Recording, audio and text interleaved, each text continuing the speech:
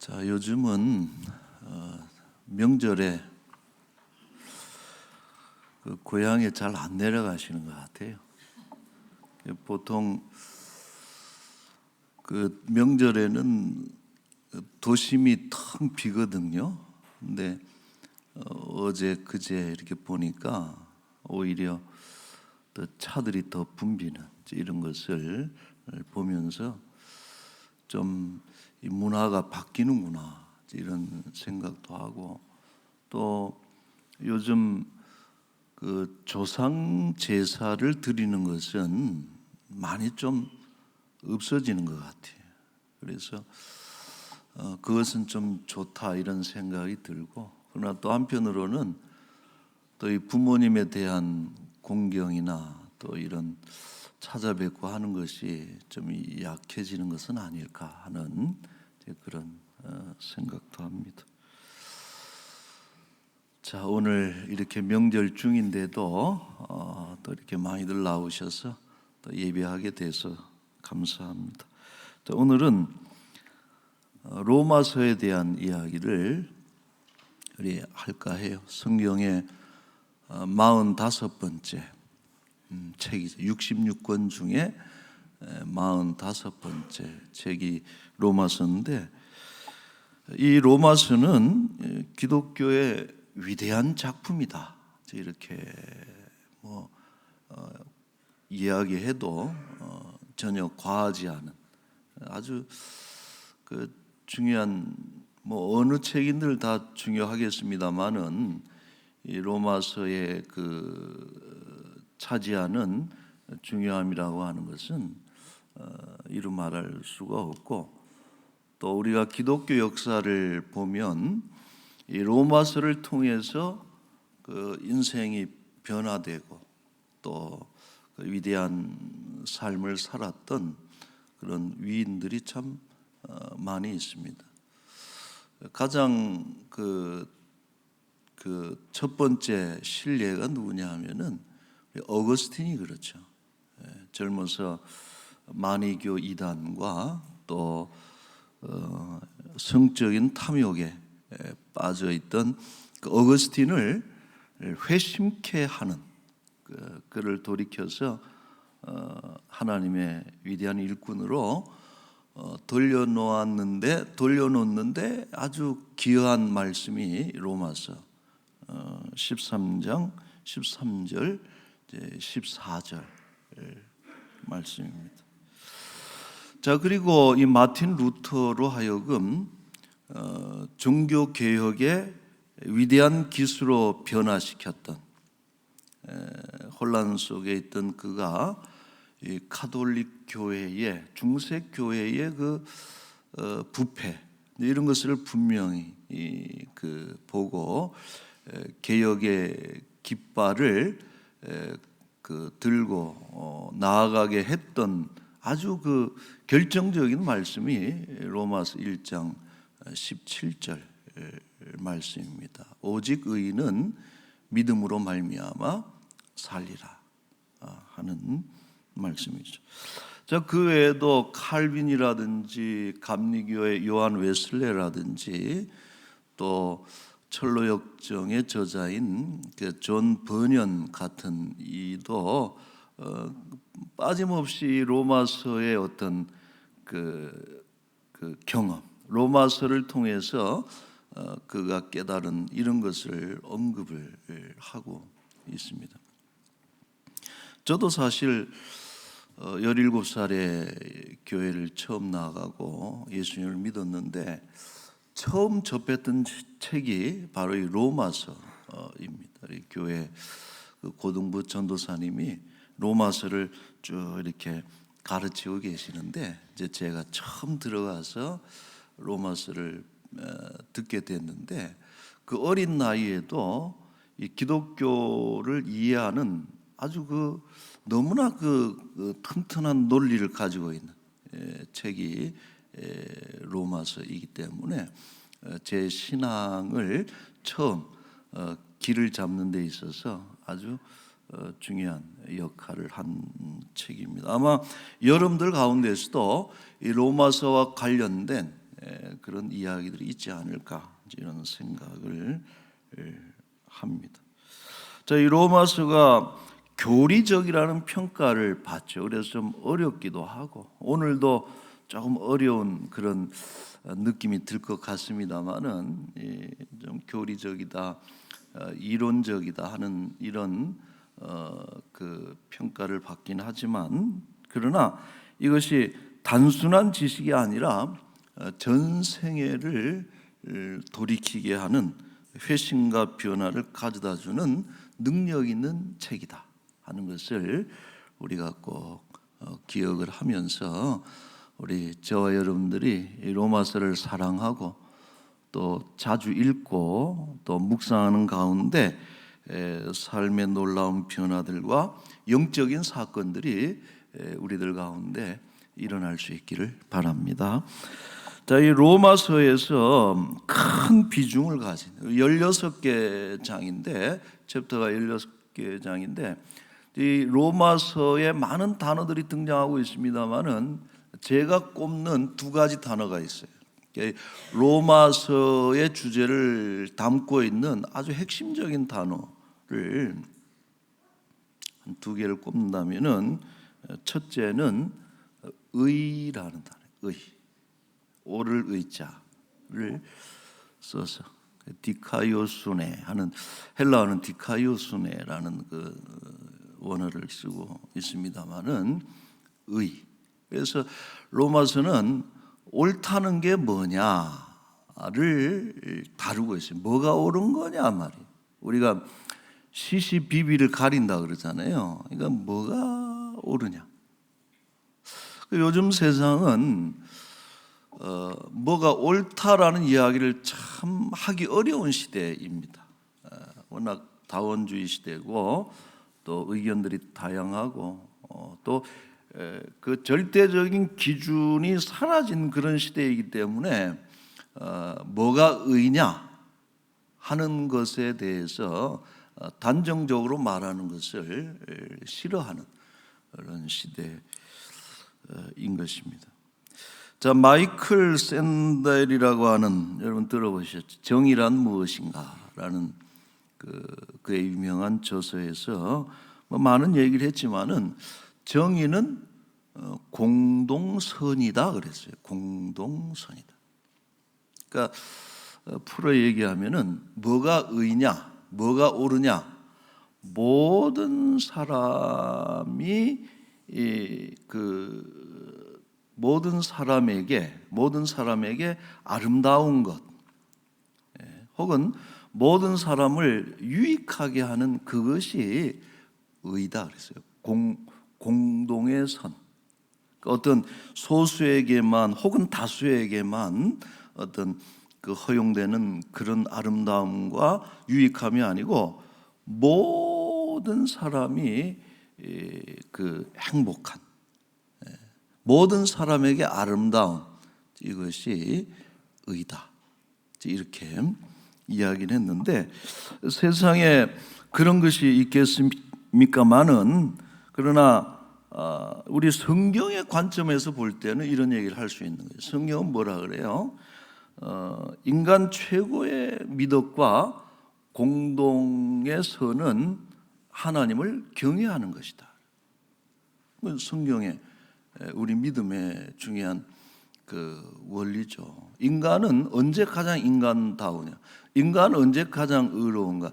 인간은 언제 가장 행복하고 아름다우냐? 이것은 하나님을 섬기고 또 하나님 말씀대로 살아갈 때, 하나님을 사랑할 때 인간은 가장 인간답고 의로운 그런 존재가 되는 것입니다.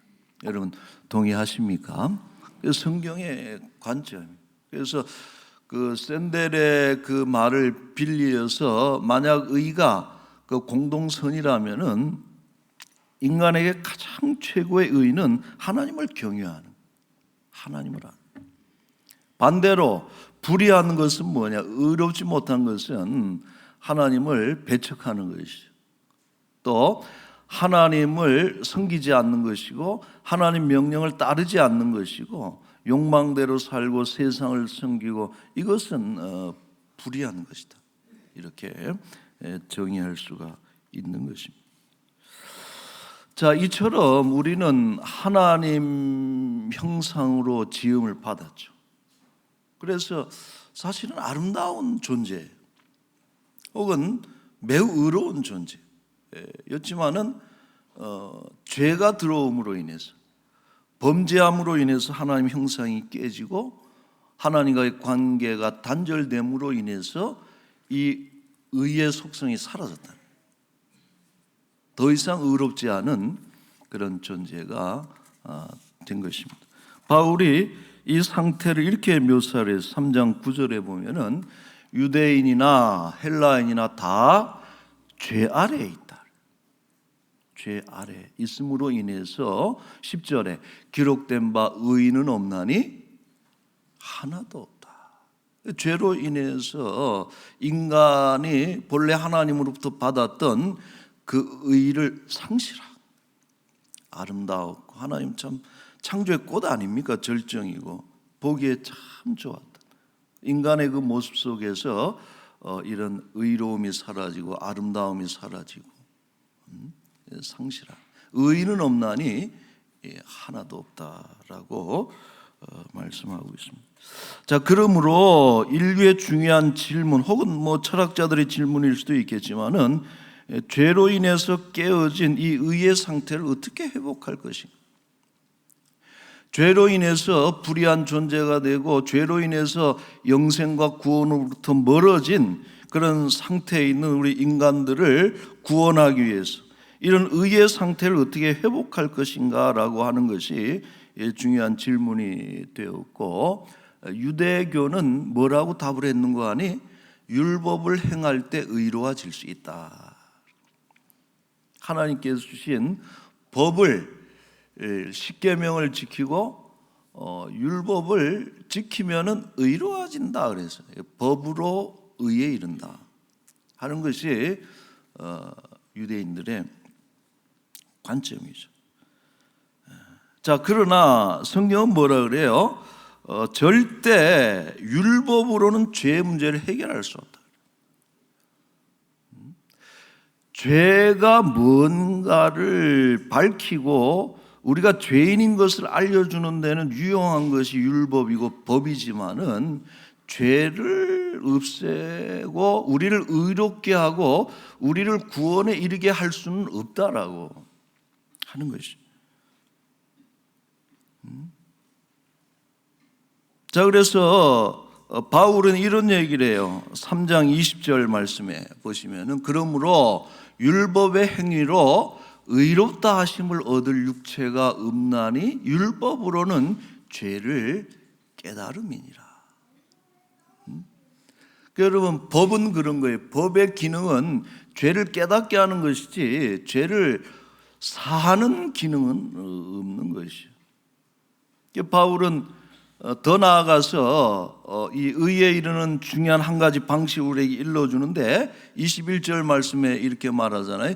이제는 율법 외에 하나님의 한 의가 나타났는데 율법과 선지자들에게 증거를 받은 것이라. 22절 말씀에 같이 읽을까요? 곧 예수 그리스도를 믿음으로 말미암아 모든 믿는 자에게 미치는 하나님의 의인이 차별이 없느니라. 아멘. 율법으로는 의에 이를 수가 없고 믿음으로 말미암아 의에 이르게 된다. 이거를 유식한 한자 사자성어로 뭐라 그래요? 이신칭이다. 믿음으로 의롭게 된다. 이제 이것은 바울의 의에 이르는 주장이기도 하고, 그러나 바울의 주장뿐이 아니라 이것은 성경의 일관적 가르침이다. 믿음으로 의에 이르는 것이. 여러분, 왜 믿음을 교회가 강조하고 왜 믿음이 인간의 삶에 있어 중요한 단어가 되느냐? 믿음은 우리를 하나님 앞에 세우는 능력이다. 믿음은 우리로 하여금 하나님과 소통할 수 있는 그런 능력이죠. 또한 믿음은 하나님의 것을 우리의 것이 되게끔 하는 그런 놀라운 능력이, 그게 믿음이라는 거예요.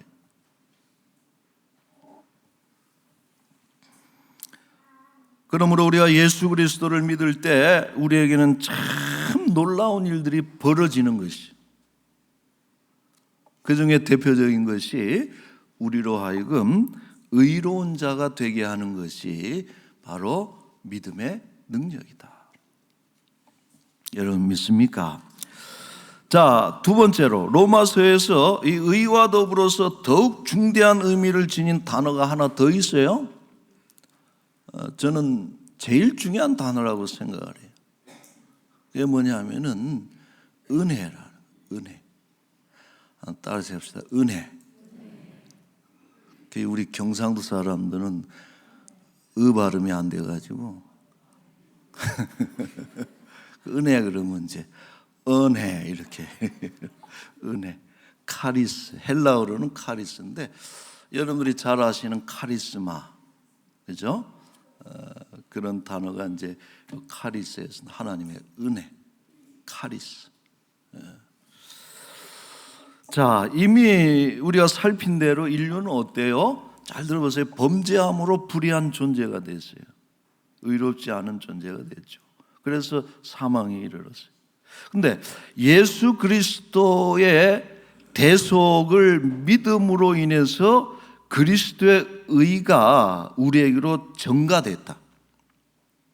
그러니까 예수 그리스도를 믿음으로 인해서 그리스도의 의가 우리의 것이 돼서 우리가 의로운 존재가 되고 그로 인해서 영생과 구원을 받게 됐다. 여러분 동의하시죠? 이 부분까지. 근데 이러한 절차, 우리가 불의한 존재, 사망 가운데 있는 존재이지만 의로운 존재가 되고 영생과 구원을 누리게 된 그 모든 절차가 무엇으로 이루어진 일이냐? 하나님의 은혜라는 거예요, 그게.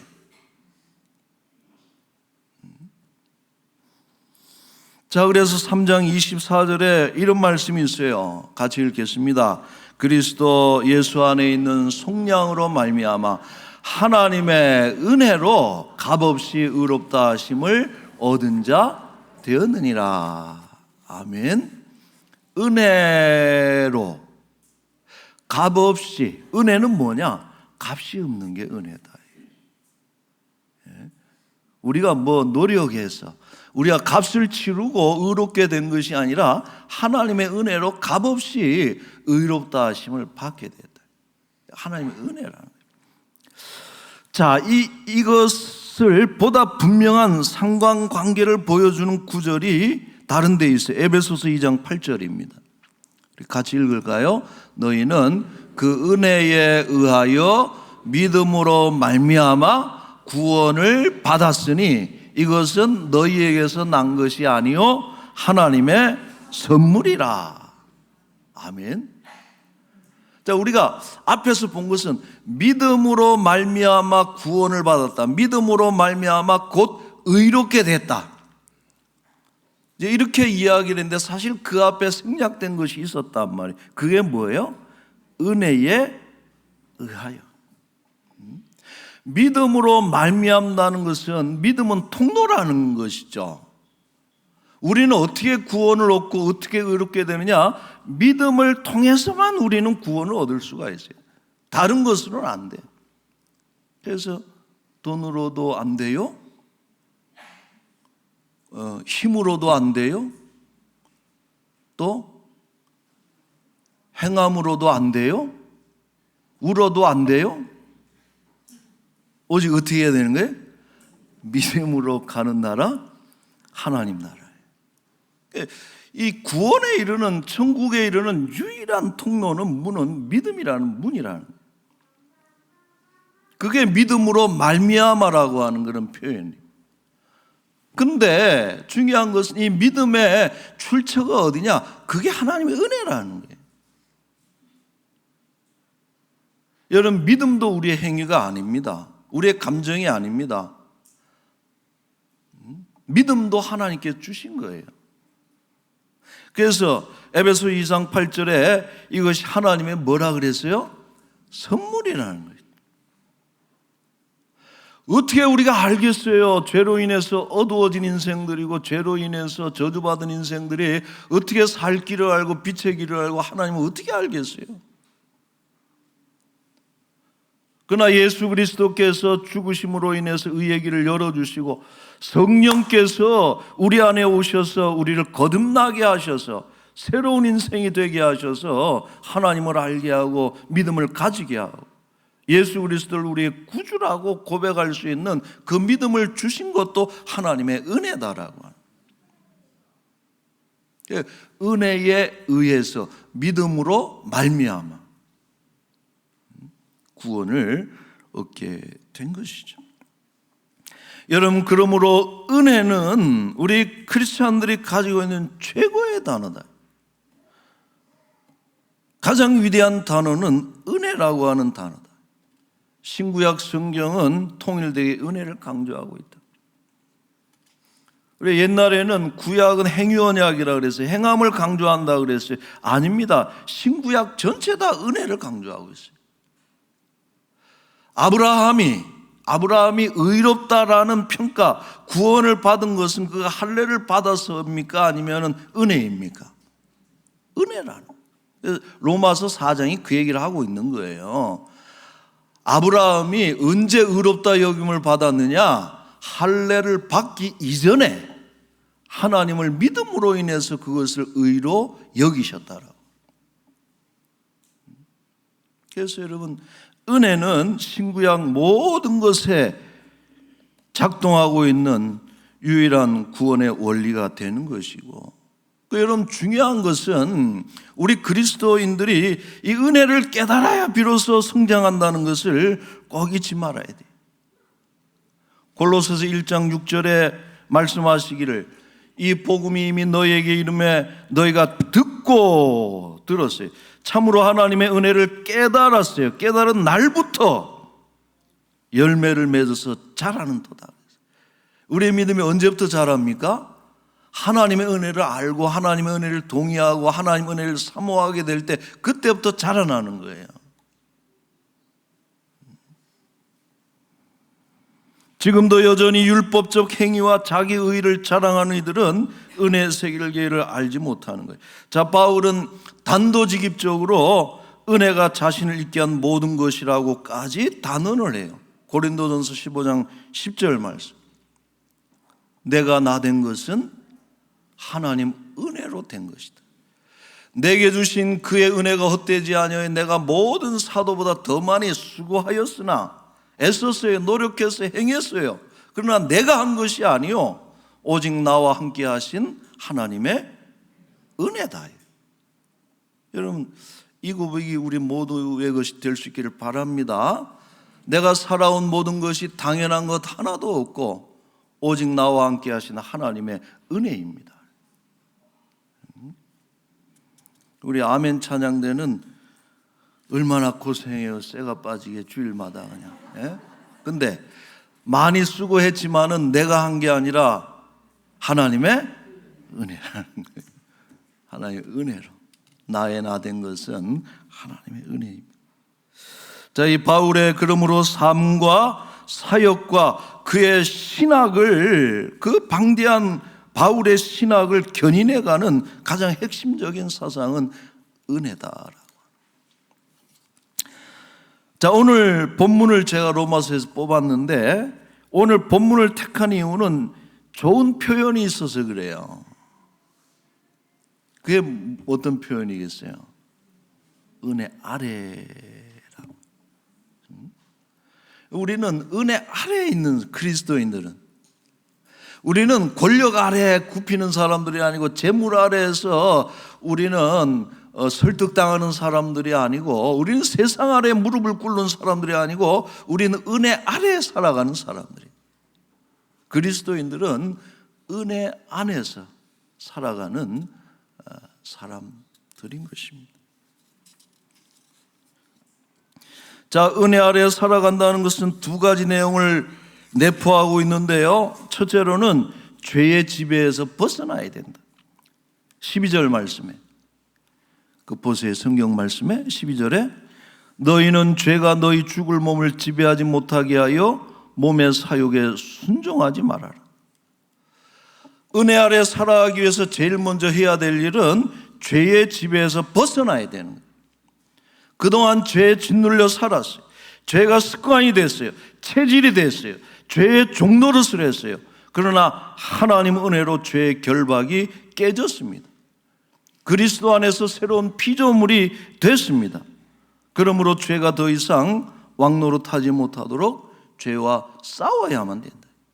은혜 아래 살아가는 첫 번째 방법은 죄와 싸워야 돼. 죄의 지배를 벗어나기 위해서 가장 힘쓸 일은 몸의 욕망을 죽여야 돼요. 왜냐하면 죄는 몸의 욕망을 통해서 일하기 때문에 그렇다. 그런 말이 있어요. 하나님은 소원을 통해서 일하시지만은 죄는 욕망을 통해서 일한다. 죄는 영적인 거예요. 우리 영혼을 파괴시키는 거예요. 우리 영혼을 죽이는 것이에요. 그러나 이 영혼을 죽이는 일에 사용되어지는 것이 몸의 욕망이라고 하는. 그래서 이 몸의 욕망을 우리가 싸워야 되는 거예요. 갈라디아서 5장 19절에 나와 있는 것들이죠. 그래서 여러분, 욕망은, 인간의 욕망은 가장 치열한 영적인 전장이라는 거예요. 어디서 우리는 가장 치열한 전쟁을 싸우느냐? 우리 내면에 있는 욕망을 통해서 우리는 싸움을 하는 거예요. 그래서 바울도 그러잖아요. 공고하단 말이에요. 내 안에 두 사람이 있다는 거예요. 몸의 소욕을 따르는 자, 영의 소욕을 따르는 자. 이 몸의 전쟁에서, 욕망의 전쟁에서 승리해야 된다. 자, 두 번째, 은혜 아래 살아가기 위해서는 몸으로 하나님을 섬겨야 된다. 13절 말씀에. 그럼 보시면은 너희 지체를 불의의 무기로 죄에게 내주지 말고 오직 너희 자신을 죽은 자 가운데서 다시 살아난 자 같이 하나님께 드리며, 그 다음에 같이 읽을까요? 너희 지체를 의의 무기로 하나님께 드리라. 역시 몸으로 하나님을 섬겨야 된다. 전에는 죄의 종노릇을 했지만은 이제는 의의 무기로 하나님께 드려져야 된다. 여러분, 여기서 흥미로운 것은 지체라는 표현이에요. 몸이라는 말도 썼지만은 지체라는 표현을 썼어요. 지체는 뭡니까? 머리고 눈이고 코고 입이고 귀고 손과 발이고. 하나님께서는 우리가 모든 영역에서, 모든 부분에서 구별되게 하나님께 드려지기를 원하시는 거예요. 보는 것을 구별해야 되고, 듣는 것을 구별해야 되고, 말하는 것을 구별해야 되고, 손으로 하는 일을 구별해야 되고, 발로 가는 것을 구별해야 되고, 머리로 생각하는 것을 구별해야 돼요.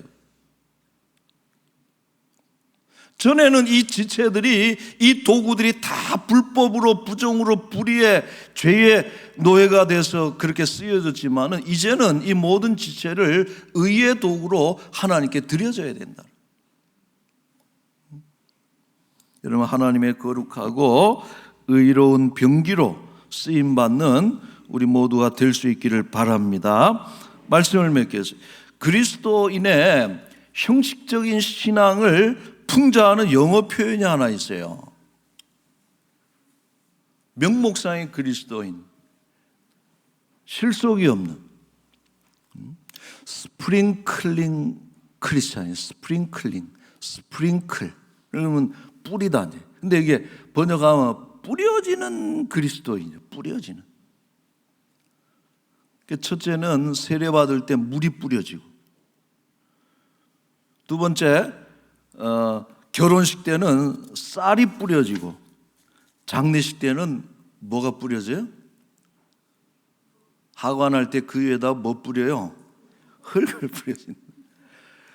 그래서 이 명목상의 그리스도인은 교적부에 등록해 있지만 딱 3번만 교회 예식에 참여하는데, 첫째는 세례받을 때 물 뿌려지고, 결혼식 할 때 쌀이 뿌려지고, 죽을 때 흙이 뿌려지고. 전혀 어떤 신앙적인 삶이 없는 명목상의 크리스찬을 풍자하는 그런 글인데, 그런 그리스도인들이 많다는 것이죠. 우리가 하나님의 은혜로 의로운 자가 되고 또 구원받은 백성이 됐으니 이제는 의의 병기로 하나님을 위해 싸워야 되는 것이에요. 여러분 믿습니까? 죄와 싸우고 의로운 병기로 하나님께 일생을 들여서 우리 은혜 아래 살아가는 그런 복된 그리스도인들이 다 되시기를 축원합니다. 아멘. 기도하겠습니다. 거룩하신 하나님 아버지, 우리에게 의에 이르는, 그래서 구원에 이르는 그런 놀라운 진리의 말씀을 우리에게 주셔서 너무나도 감사드리고, 우리에게 믿음 주셔서 예수 그리스도를 구주로 모시고 또 그의 나라 위에 살아갈 때 주의 말씀대로 순종하며 살아가게 하신 것을 너무나도 감사드립니다.